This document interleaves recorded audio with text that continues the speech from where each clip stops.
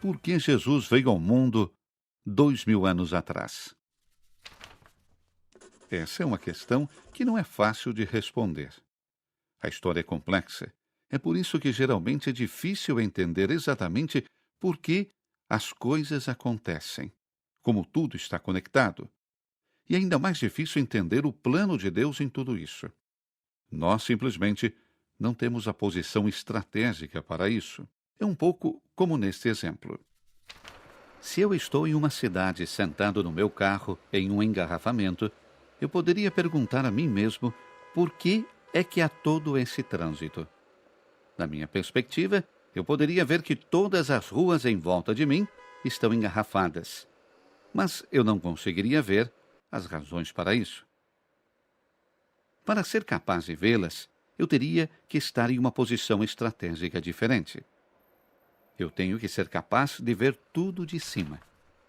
Então, talvez eu veria que em uma rua há um desfile, em outra, uma zona em construção, em outra, um camelo bloqueando a faixa de pedestres.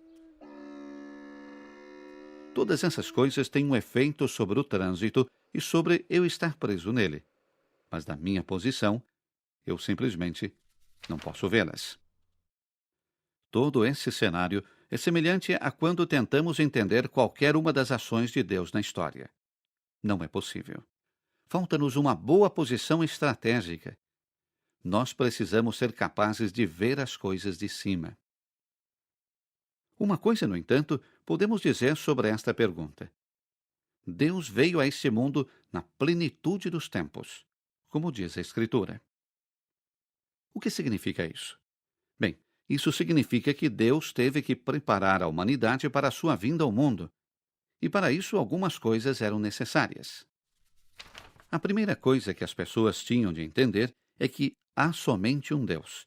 E que esse Deus não reside no fogo, raio ou trovão, mas é completamente diferente do mundo. Então, as pessoas tinham que perceber que esse Deus não reside em imagens de madeira e pedra, e não é manipulado através de ofertas de alimentos e sacrifícios. O homem tinha que entender que a comunhão com Deus se faz por um certo modo de vida, e não através de rituais de voodoo ou xamanismo. Eles tiveram que chegar a um entendimento de que a mudança do coração humano era algo interior, e não poderia ser provocado por leis externas, independentemente de quão boas essas leis eram em si mesmas. O homem teve que reconhecer que uma verdadeira conversão do coração era além de seus próprios poderes, e que ele precisava de uma intervenção divina, um redentor que iria restaurar a humanidade. O homem tinha de entender e internalizar estas coisas, e muito mais, para que a encarnação fosse capaz de alcançar o que se propôs a realizar. E assim toda a história da revelação aparece como um processo bastante tedioso que se desdobrou com as eras dos homens. Mas na plenitude dos tempos, como diz a Escritura, Deus veio a este mundo e se tornou homem. Desde a nossa perspectiva e ponto de vista limitados, podemos apenas especular sobre por que tudo aconteceu exatamente cerca de 2000 anos atrás.